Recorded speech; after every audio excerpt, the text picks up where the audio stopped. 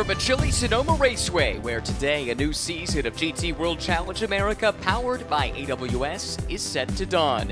New teams, cars, and drivers have arrived to challenge the established stars of the series, and the excitement is palpable. Hello, my name is Ryan Marine. Calvin Fish is alongside. Down in the pit lane once more is Amanda Busick. Welcome along. It's time to go qualifying for GT World Challenge America here at Sonoma. This track built on the old Sears Point farm that occupied this land in the early 1900s. It opened in 1968. 12 turns, 2.5 miles around. This is an immense challenge, and let's immediately head down to the pits and hear from some of the protagonists that are set to contest this 2025 season. Amanda. Absolutely, Ryan, and happy 2025 to you guys as well. It's time for qualifying as we kick off GT World Challenge America, the first of 7 stops on this tour. And Robbie, it starts right now. The last we saw you guys on the top step of the Indy 8-hour, officially as Pro-Am champions in this series. A brand new car, and that guy's going to kick it off for this season. What's the mission for this team this year? I think just try to pick up with where we left off. At this time last year, there was a lot that Justin didn't know about this style of racing, driver changes, more the endurance style. He'd done sprint racing in the past. So we're coming into this season where he now knows what he didn't before. So we can build on that in his sophomore season. And yeah, the team's prepared a great new M4 GT3 Evo, a nice new addition for us. And yeah, we're just going to try to keep it simple and do what we know how to do. And new for this season as well, those Pirelli P0s are not warm right now. Drivers are going to go out on cold tires. No tire warmers this season here in qualifying as well. What advice for Justin here? Yeah, so he's got that, and plus it's pretty cold this morning, so they're extra cold. It's going to take probably, I think last year you guys would have seen maybe a fast lap on lap 2. Now you're going to be seeing him lap 5 and lap 6 because it takes a while to build the temperature. So he's used to that a little bit from GT America, but now with a little more added pressure in this series, more competition. So, yeah, it'll be all new for everybody, but he's been working on it, so I think we'll be okay. Thank you, Robbie. Great insight. That's what we'll be looking for. The reigning Pro-Am champions back to defend the title, but Calvin, it won't come easy. The field has grown extensively since a year ago, and a repeat championship looks like a real challenge, really a championship for anybody, especially in Pro-Am this year. Yeah, the field is absolutely stacked, Ron. As you said, big field here this year, 19 cars in total, and 14 of those cars are competing in that Pro-Am championship that Robbie and Justin clinched last year. The other thing is for Justin Rothberg, the first time he got back in a race car since Indy when they claimed the title was yesterday. The irony is that he's actually been working as an intern with Elias Sabo, who's one of his competitors in this championship, and he couldn't get away from work to get here early and do the testing that a lot of the other drivers did earlier in the week. So it's going to be a big task for Justin. He was out there earlier in the GT America qualifying session. So that will give some of these drivers, a handful of these drivers that pull double duty here this weekend, and I think Robbie alluded to it, those drivers are also used to not having tire warmers that are not allowed in GT America even last year. So George Kurtz here aboard the 04 CrowdStrike Racing entry. He's one of those drivers. He and Colin Brown swept here last year. It was an abbreviated season for CrowdStrike. So they're looking to bounce back in a big way. Telling me Elias wouldn't let one of his competitors off work? That's some clever strategy. Yeah. Good stuff. But actually great relationships up and down this paddock, and that's what makes this series so much fun. We also have plenty of newcomers as well. How about this new look of the DXDT Racing Corvette, down from 2 entries for most of the season last year to a single Pro-Am entry, but some newcomers and a new paint scheme on that car. It looks sharp. It really does, and DXDT, what a job they did with that new Chevy last year. They went 8 on the bounce when they debuted. They missed the first couple of weekends and then came out strong. Almost clinched the championship with Alec Udell and Tommy Milner, but it's a top-notch operation. They know how to make that car tick, and I think it's an exciting lineup here this year for Blake McDonald and Matt Bell. Matt Bell, of course, already with a big win under his belt here to start 2025 at Daytona in January. He knows this car well. It's the same type of car, the Chevy Corvette that he raced in the 24 Hours of Daytona there, and brings plenty of experience to the table. But here we go, 19 cars in all. They make their way up the hill for the first time at that massive change in the regulations. No tire warmers this year in GT World Challenge America. That makes these first tentative outlaps that much more perilous, at least potentially, in these cool temperatures this morning? Oh, big time. You're walking on eggshells right now. I mean, it's so easy to make a mistake. As soon as you get any combined load where you're turning and accelerating at the same time until you generate a bit of tire temperature, you can get a snap. And because the tire doesn't have any temperature to kind of recover from, you can easily send it off the racetrack. Let's talk about the track, Cal. 12 turns, 2.5 miles in this SRO configuration. Massive elevation change, roughly 15 stories you go up and down over the course of a single lap around this place. It just keeps coming at you. It does. I find it a huge challenge to get around here effectively, and I think for anyone who's on debut here, like we have a handful of drivers in this field, it's tough to get to grips with this racetrack. Even simulators, when you've got so much elevation change, doesn't really give you the true picture and perspective. So we see George Kurtz there just washing out a little bit wide there as he coming through turn 9, but he's up on the wheel early. You can see everyone else being a little bit more gingerly, bringing their tires into temp and pressure range. He already scored a pole today for the GT America powered by AWS race. That qualifying was earlier this morning, his 32nd career SRO America pole. And so he'll know this track. It was in a different chassis, but still the same Mercedes-AMG GT3 Evo, same Pirelli tire. So he'll know roughly what to expect. And for those drivers that are pulling double duty, that is the potential to be a big advantage. See some cars coming down pit lane here. There could be some strategy here regarding tire allocation. There's no limit to how many tires you put on within the dual qualifying session, 15 minutes each with a 5-minute break in between. So there could be some strategy going on. You've got Ellis and Bill Aublin, for example. And there's one other driver, remind me who's doing this. Alam Kodair from AF Corsa. Yeah, they're pulling the reverse strategy. We saw that regulator racing here last year where they put their faster driver in to qualify for the first race, start the race, try and build a big gap, and then the reverse strategy for day 2. So I wonder if there's any strategy going on with tires here, maybe putting a set on, get a little bit of tire temp, then putting them to the side. At least one of the pit callers is doing so to serve a penalty. That's car 88, newcomer to the championship, at least at this level. Archangel Motorsports bringing Todd Coleman and Aaron Tielitz to the party here this year in a beautiful McLaren 720S GT3. Great piece of kit, and excited to have Todd Coleman back in the paddock full-time, but at the GT3 level for the first time. Yeah, Mackay Stevens there aboard this JMF Mercedes. Little moment there in turn 2. Again, that's just not having the tires up to temper, and then the pressure range, he kind of had a small lock up there. A little bit bizarre, actually, at that point in the corner that you'd have that much brake pressure on, but release the brakes and no harm, no foul. There, see George now starting to get a little bit of temperature build up in these tires. And the other thing, it kind of compounds itself, no pun intended, with the tires. When you lean on them, you're getting more and more energy into them much, much quicker. Partial schedule this year for George Kurtz, Colin Brown, and the CrowdStrike by Riley operation, but off to a quick start here. Pole, as mentioned this morning, for GT America, looking to make it 2 for 2 in his qualifying sessions here on the Saturday.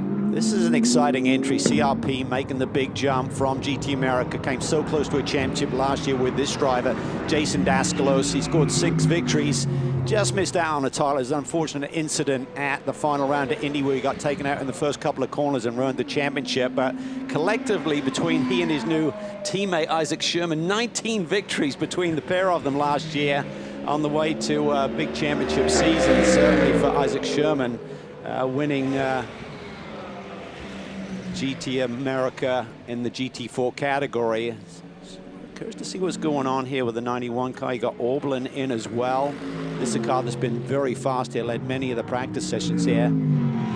Those are 2 cars, though, that, as you mentioned, are doing the alternate strategy. There was the rule change going into last year where you could nominate which driver was driver 1 and driver 2. Previous years, it was set in the Pro-Am classes by the FIA driver classification. That went away last year, and Regulator Racing used that to great effect. Jeff Burton, Philip Ellis won a race. They were regular fixtures on the podium and actually finished 3rd in the Pro-Am Championship by utilizing that alternate strategy.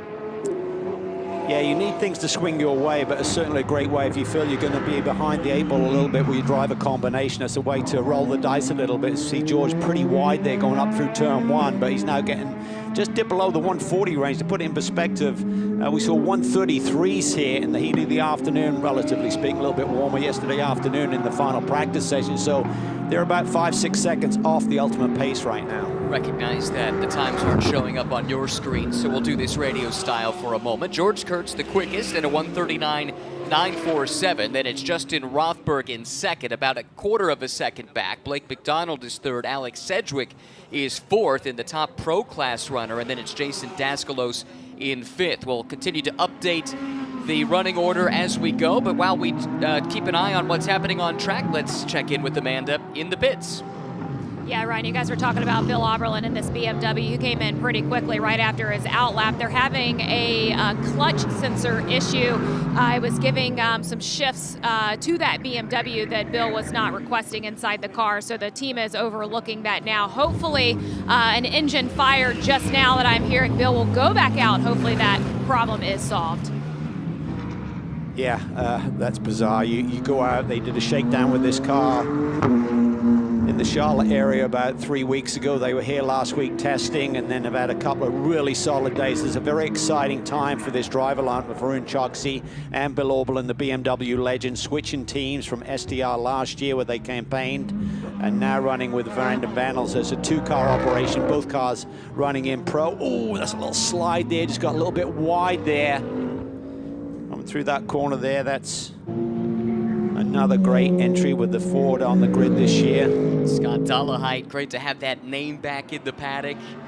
That family, long-time competitors back to the World Challenge days before SRO came involved here in North America. Scott made a couple of starts last year in GT America at the tail end of the season at the Indianapolis Motor Speedway, but that was in an Audi. This year making the switch, as you say, to the beautiful Ford Mustang, and it sure is great to have one of these Mustangs on the grid this year. Yeah, great to see the American muscle cars, the Corvette and the Mustang, competing against each other in this championship. Great to see Anthony Lazzaro back in a race car in SRO. Certainly a legend, now 61 years old. You can hear those tires squealing up over the hill there in turn 2, trying to put the power down.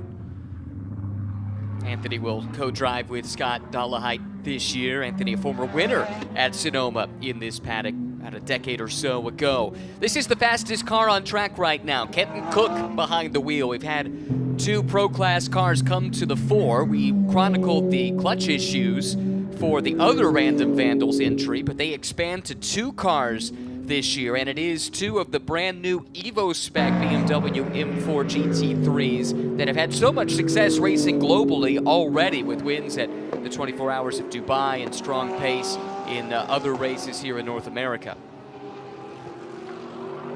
Justin Rothberg, currently 4th overall, 2nd in the Pro-Am category. His fast time at this point is a 1:36.883. So again, just getting back into his rhythm. It's really a tough call for amateur drivers or drivers like Justin who don't have a ton of experience to have a long off season, then just get thrown right back into the deep end here on race weekend. So, but I think he's certainly got the poise, and he's got a great mentor in Robbie Foley, the BMW factory driver, to steer him through these challenges here this weekend. Hey, of course, joining the party this year with a 2-car entry, one in the AM class, and then this car with the Brazilian stock car race winner, Alam Kodair, behind the wheel. This is another team that's doing the alternate strategy with starting their more experienced driver, the one with the higher FIA driver grading, and Kodair and his co-driver Marcelo Hahn, they've driven together a lot over the last half-decade or so, decided to come stateside for a full season campaign, and they're very excited about their prospects as Philip Ellis now has rolled out onto the racetrack. Does not have a time against his car just yet. They were waiting patiently, but now they're going to turn Philip Ellis loose. Yeah, and this is going to be a tough ask. You can see the clock there, corner of the screen, under 5 minutes to go. And talking to Philip Ellis yesterday, he agreed with Robbie Foley. It could take 4 or 5 laps to get full temperature and full speed in this race car. So I'm not sure what issue they had, but you can see him weaving around, just trying to generate any tire temperature he can on these laps, which are not going to be representative for a grid time. So it's going to be a big ask. So it could be a last lap fly for Ellis to see what he can pull out of the bag here. We'll keep an eye on it. Right now, just has the one out lap to his name effectively. So he's shown down 19th out of the 19 cars, but he'll start to pick up the pace. Top two are from the Pro class. Kenton Cook ahead of Alex Sedgwick by about a 1/10 of a second. Sedgwick just did his best time as that's Daskalos has had an issue down in the chicane. Daskalos will want to keep going because if you bring out a red flag, you lose your 2 fastest laps in the session, and it does look like he'll be able to continue on. He's shown in 3rd in Pro-Am at the moment, so having a really nice run. But again, Cook, Sedgwick, the top 2. Then in the Pro-Am class, they hold positions 3 through 14 overall. Alam Kodair the quickest, ahead of Rothberg, Daskalos, and Blake McDonald. Then in Schwest, Dalahai, Jason Bell, and Gray Newell making his GT World Challenge America debut in the 10th spot. Kudair is absolutely flying here. We expected him to make his mark here. Was, we say, one of the, well, he's the only driver who's, Ellis is the other one in Pro-Am and Oberlin in the Pro class, of course. So he shot to the top of the times here. It was not a big surprise being chased by Rothberg. Talking to Oz Negri, who also drives one of these AF Corsa Ferraris last night at the drivers' meeting, he said, Ferrari's really struggling here. We were on a slightly higher front ride height than is ideal, and we're really struggling to get to grips. So maybe they made some nice changes overnight because the Ferrari looks quick here this morning. Back to Philip Ellis in the Regulator Racing Burton Lumber sponsored number 91. Ellis has crept up timing and scoring a little bit ahead of the M-Class car of Jay Schreibman, sits 18th, and this still is a building lap. As you mentioned, Cal, the previous lap still a ways off, but now purple first sector. He's really pushing at this stage. Yeah, he's found he suddenly got those tires into their sweet spot. Oberlin's trying to do the same thing with his technical issues. Hopefully that car is healthy and he's getting the gear selection Oberlin is looking for aboard the number 51 Random Vandals machines. We focus here on Philip Ellis. Really quick first sector. What can he do now? He's up to speed. He's finding the rhythm in this race car, and he knows it's go time. He's got to make it stick right now to make this strategy work. He's got to be at the sharp end of this grid. 0.6 of a second up. This looks excellent for Philip Ellis. Pro-Am class car, but really it would behoove him to start out front overall and build as much of a gap as he possibly can for his co-driver Jeff Burton. That's how this strategy has worked for them in the past. Through the hairpin here for the final time, and then this left-hand bend of turn number 12 takes him to the start-finish line. Let's check the time at the stripe, and for Philip Ellis, he crosses the line and goes P1 by 0.8 of a second. Wow. And he's got traffic right now. He's got time, if he doesn't waste too much time on this lap, to beat the clock, get back around and start another flyer here as Schreibman moves out of the way.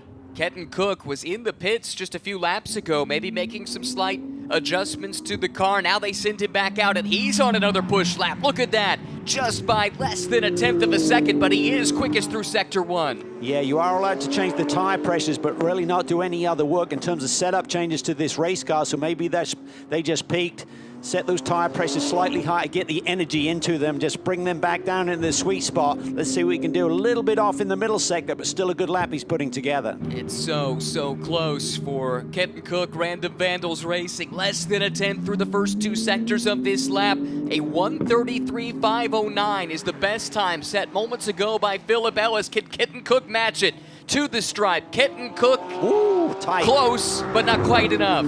He'll still be on the Pro Class pole as it stands. There's Jeff Burton watching on. His job is coming up next in the second qualifying session that sets the grid for race 2 coming up in just a few minutes. Yeah, really curious what some of these teams may elect to do because of the fact we don't have tire warmers. Would that team elect to keep Philip Ellis's tires on that race car? Certainly legal to do that. Just let them cool down a little bit, but still have some temperature above a really stone cold set to go out for Jeff Burton's qualifying run here in qualifying 2.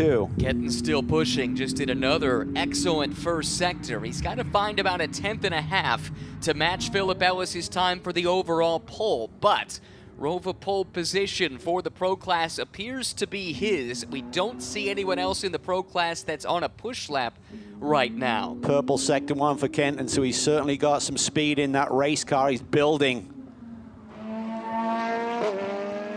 What will the sector 2 time be?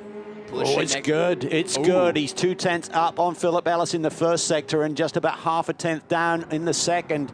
Oh, he runs wide there. Maybe asked a little bit too much of that race car. That may cost his exit speed. He'll look at that dash he's got. He'll know where he is relative to the time he's chasing, set by Philip Ellis in the Regulator Racing Mercedes. This is the only car left on track that's got a chance, I believe, to go for pole. Can Kenton Cook do it? There's the checkered flag, and Kenton Cook goes to the top by 64 thousandths of a second. Wow. Great push lap there by Kenton, making it stick. Performed some magic in pit lane. We looked at this driver lineup of Kenton Cook and BMW factory ace Connor De Filippi as possibly the favorites for the pro title this year, and they're delivering early. Fantastic effort to knock off the pole meister of a year ago. Philip Ellis was just about perfect in his qualifying 5 poles out of a potential 6 using this format. And our format for poles a little different. So in terms of the races that he qualified for, Ellis was on the pole in all but one of them last year. And so for Kenton Cook, and that was in class, so it's not necessarily overall, but still for Kenton Cook to edge him, that speaks volumes for Kenton's talent.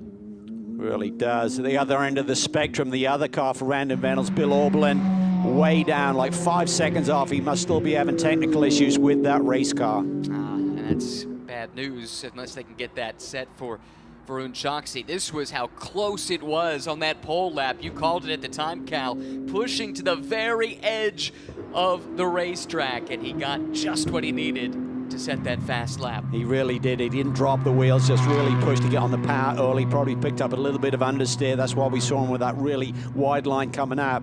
But it looks like it didn't compromise his lap time any as he smashed the lap there.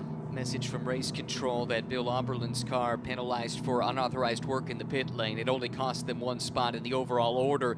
They'll start 19th for race 1. That is heartbreaking for a team that came in with such optimism for the season ahead. They did. Optimism coming in, and this weekend they've proven that pace, so they've been really fast this weekend. The other key is, what does Varun have to work with in the second sector here?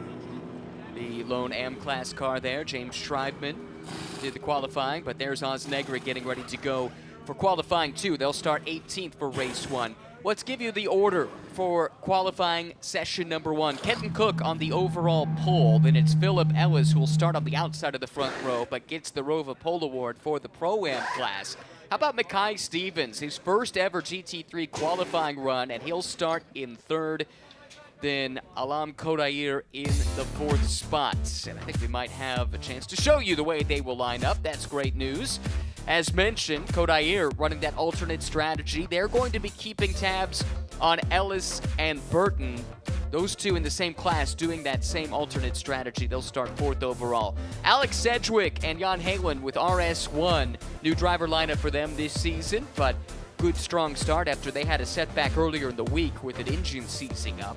Blake McDonald, Matt Bell will start 6th. Then it's Rothberg and Foley, Daskalos and Sherman, Newell and Turner. How about that? Darren Turner coming stateside for the first time in a couple of decades.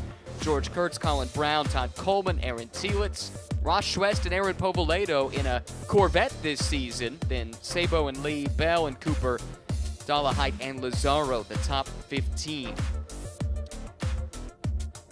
So many stories in this grid. There's plenty we never got to there in the first 15 minutes, but it was a fast and furious 15 minutes of qualifying. And we've got another one coming up with driver 2 about to climb aboard, if they haven't done so already, to set the grid for race number 2. We look at the weather. As you said, it's brisk down there, but it's bright and sunny today. Tomorrow, 88% chance of rain. So that's going to throw the cat amongst the pigeons as well. So that may be a relief for Bill Auberlen, who did not have the session he was looked for.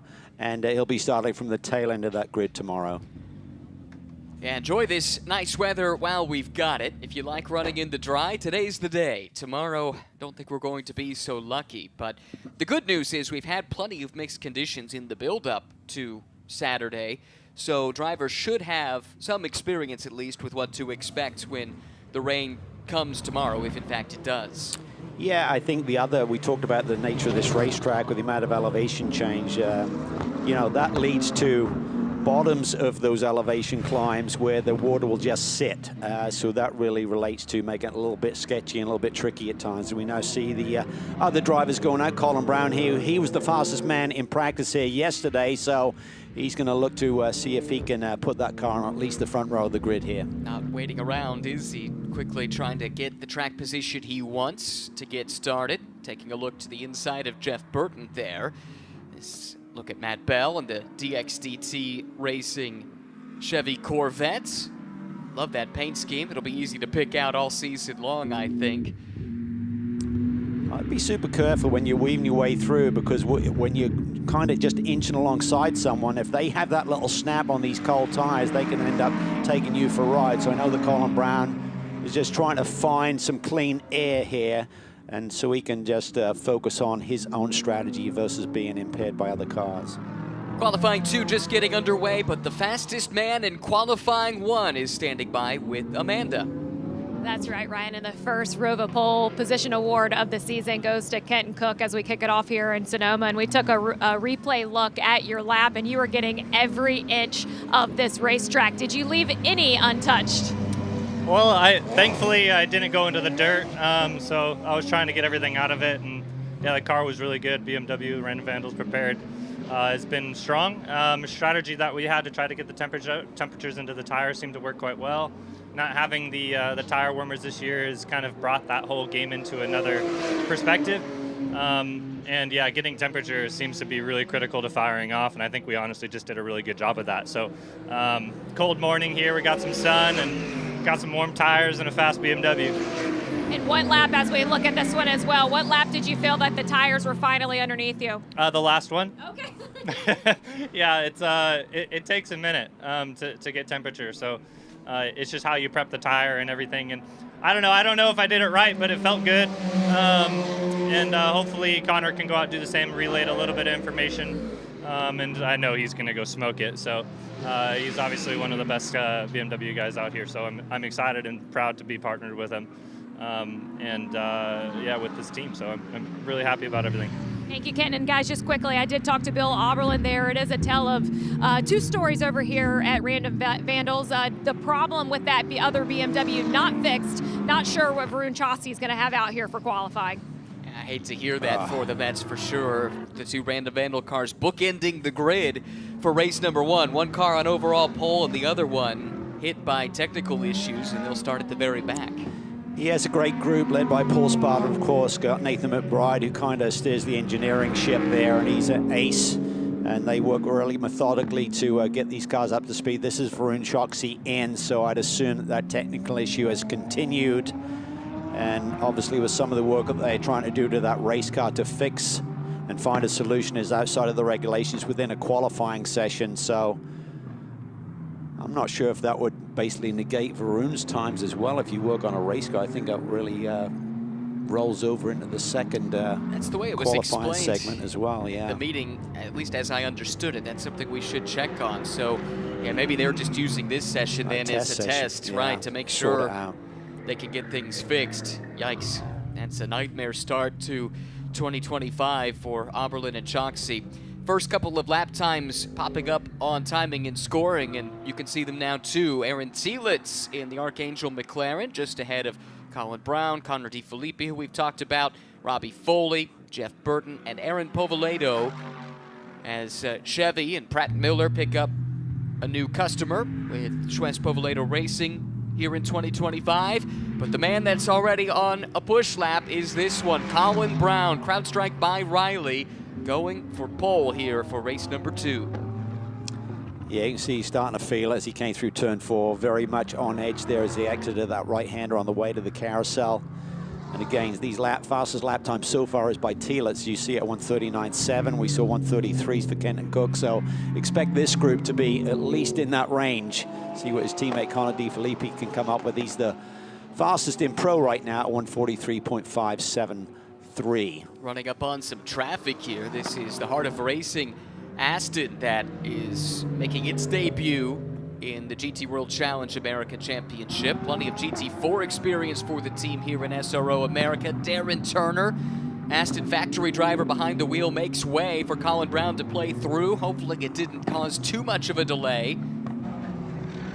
Looks like Colin might have backed out of it a little bit, unfortunately. In that final sector, nope, maybe not. Still jumps to the top at a 137.7. It was not his best third sector, however, still quick enough to go to P1 with Jeff Burton now chasing. It's a good lap from Jeff at a 138.2. You mentioned Darren Turner, Aston Martin Racing factory driver. 6 factory drivers in this field, including Philip Ellis and Bill Auberlin, who ran in that first station. You got Mikel Grenier running with JMF this year, Mercedes pilot, of course. Robbie Foley and Connor DeFilippi, other BMW factory pilots in this field this year. So the factories are really paying attention to this championship. They've loaded it up this year. They want to go after that title. I think we have a couple more, too, that just aren't representing the factory they're normally tied to. That's right, like Colin. Exactly, but that's the way that it goes. Great to have those dual programs. Jeff Burton was full of confidence when we talked with him earlier in the week, and the thing that was really interesting talking with him and Philip Ellis pointed out that, you know what, they actually like similar things out of the car, and there's not much of a compromise that is required in terms of setting up the car between the two drivers, and that is part of what has allowed Philip Ellis to have so much pace. Red flag displayed, so someone has had an issue. And a red flag in one of these sessions means the loss of your 2 fastest laps in qualifying. And the clock keeps rolling here, so there's only 8 minutes on the board. We'll see how quickly the track workers can get out and clear the issue. Hopefully it's not a big problem. We can get a few more minutes of qualifying in here. Otherwise it's going to be a pretty jumbled grid. Few cars have not set times. Michael Cooper in the Racer's Edge Aston. Philip Ellis looks on. They'll be happy with Jeff Burton. He's second fast right now. I wonder if they employed that strategy we discussed of keeping Ellis's tires on the car. So Jeff Burton went out with a race car that had some tire temperature in it. It was a really good lap for Jeff this early in the session. And it also preserves a set of sticker Pirellis in your allocation should you not then switch tires later on in this qualifying. That's something we talked about that could help them a couple of ways. During our strategy driving in this morning, we discussed that, right? That's exactly right. Well, our strategist in chief is Calvin Fish. He knows this rule book as well as anyone, including some of the people who wrote it sometimes. Well, it's early, and I think without time warmers, that changes, that turns the whole strategy page upside down in terms of how you approach these weekends. I think the one caveat to that, I think on a normal weekend, yes, saving those sticker sets would be great, but we've got an 88% chance of rain tomorrow, so I'm not sure that's going to be such a factor this weekend. But yeah, there's all sorts of ways of approaching these weekends, and you've got some of the sharpest brains in motorsports here. Marcelli. That's a car that was really quick here in testing about 10 days ago. It has been quick in some of the practice, and that has been in the barrier. Significant left front damage on the number 92 Porsche, which had set the 6th fastest lap of the session, was 5th in Pro-Am, but that will all go away with that incident. Very uncharacteristic from a driver of Kyle's experience. Yeah, and you can see the clock continues to run. We have such a jam-packed race day. There's also a curfew of 6 p.m. here at Sonoma Raceway, so there's really not the ability to stop the clock and give everyone those minutes back, I think. As you could see, that penalty enforced that's dropped Marcelli down to the bottom. And that's a high impact. Yeah, it's a really tricky corner. You come in there with big speed. He just had big yaw there and just couldn't gather it back up. I mean, the approach speed there is about 145 miles an hour. Drivers may elect to, as you saw the car start to go sideways, some drivers will come down a gear there, or other drivers will elect to coast a little bit more into turn 2 and then come down a couple of gears. So you're going from 5th down to 3rd for turn 2 ultimately. Now, experienced driver, glad to see him walk away. Multiple-time Lamborghini Super Trofeo champion, former champion in this series as well. Back in 2021, won the Pro-Am championship that season. That was a little bizarre. I mean, he came in there with so much speed. I can't believe that he would have got his right foot on both pedals or something, but it really seemed like he's carrying excessive speed there for a driver of such experience and talent like Kyle Marcelli. I said 21, but really it was 19. He won that Barkley, title. right? Yes, I believe that's right. Races Edge Acura, as I recall. Correct. I think that year Dane Cameron actually had more victories, but there's a rule in place where if you're running with a different AM partner, you can't collect the title. So it allowed Marcelli and Barkey to have the championship in their hands. That's exactly right. I was about to read that bullet point next, but you didn't even need my notes. You just remembered. That is... It was a fun season. It was. Real-time racing with Dane Cameron, I think. Mike Hedlund did some races with him. Brett Curtis, possibly. So, yeah, there's a rule in place that you can't have a pro separated from their AM partner. So, under 5 minutes, nearly 4 minutes left in the session. Any tire temperature you had accumulated, that starts to dissipate, so that makes it that much more challenging should the cars be released. And actually, we now know they will not. Checkered flag has been displayed. That is awesome news for the likes of Colin Brown and CrowdStrike by Riley. They snatch pole position overall and in Pro-Am. How about Jeff Burton? He'll start on the outside of the front row, surrounded by Brown, Foley, Telitz, DeFilippi. That is outstanding stuff for them, whatever they did strategically, plus the lap Jeff did. That will get the job done. And should also mention that the Pro Class pole will go once more to Connor DeFilippi. That's a second consecutive pole to start the season for that car, although in two very different sets of circumstances. At any rate, let's go down to the pits and hear from some more drivers with Amanda. Yeah, I'm standing by with JMF Motorsports and Mackay Stevens. Unfortunately for Mikel Grenier, they were not able to put a flyer lap in there. I think they will start towards the back of the group, but up to the, I think, row 2 for you at the start of your race, and you told me ahead of this qualifying session that to believe in yourself and have confidence was what your mission was today. What's this just new experience like for you? It's just absolutely, gosh, it's so surreal, and I was nearly in tears on the way to the track this morning. Just the journey so far, I was reminding myself of what day one looked like, what it felt like, and to be here, to be considered as somewhat of a familiar face. What a privilege to be here with Mr. Farrow and JMF. It's just a great honor, and how kind of him to be able to arm me with the next level of opportunity and to have Nick there as a real aspiration. It's just a tremendous privilege. Congratulations. And Calvin, I know we've been talking about some of the dark horses here this season. Could this team be one of those pairings within that pro category? Absolutely. I got such respect for Mackay. He's such a great young man and super talented. His racecraft is just top notch. So it's wonderful to see him get this opportunity to jump up to the GT3 level. So close to championships in seasons past in GT4 America, 2023 and 2022. He was a runner-up, third in a partial season the year before that. It would be a remarkable result for them considering the team is new to the GT3 level. They're very busy. They've scaled up because they've got programs all the way from GT3 down to touring cars here on site this weekend. Well, this is the very mixed up grid for race 2 of the season. Kurtz and Brown snagging pole position by half a second. Jeff Burton, though, got the job done. Great qualifying for him, taking advantage of the circumstances. Then it's Robbie Foley in third. Aaron Telitz will start fourth. The pole-sitting pro car down in fifth overall with Connor DeFilippi. Marcelo Hahn will start sixth for AF Corsa. RS1's Jan Halen, second in the pro class in seventh. And how about there in ninth? We see the AM class car driven by Oz Negri, the veteran. Top 10 overall starting position for him. Isaac Sherman, his first ever GT3 qualifying session. Didn't get as much track time as he'd like, but man, he was the revelation of the year in 2024 in GT America. He'll start in 8th. Look at the number of cars that don't have lap times next to their names. 13th all the way down to 19th. Not classified, did not set a representative time.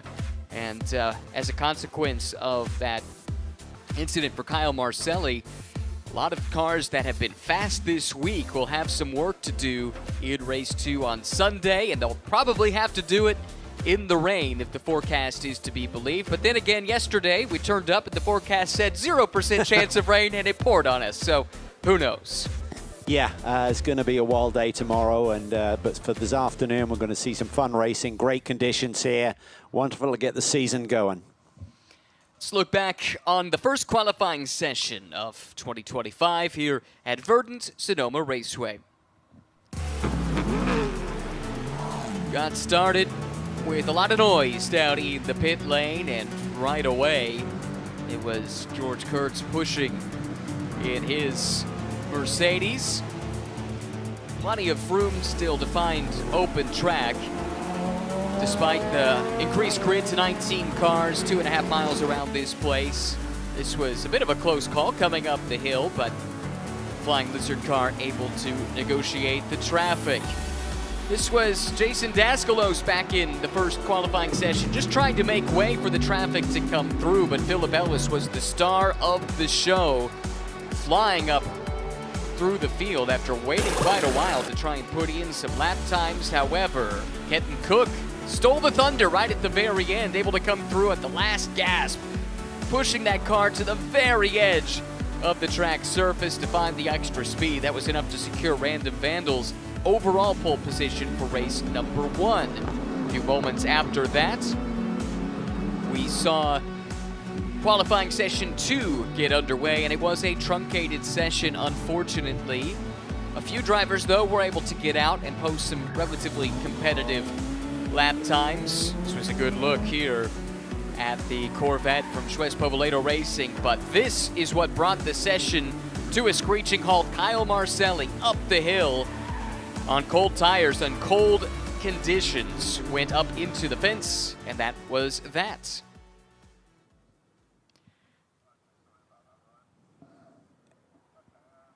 And so with that, the qualifying for the first races of 2025 are complete. We look forward to them beginning with race 1 coming up later today. Hope you join us for that here at Sonoma Raceway.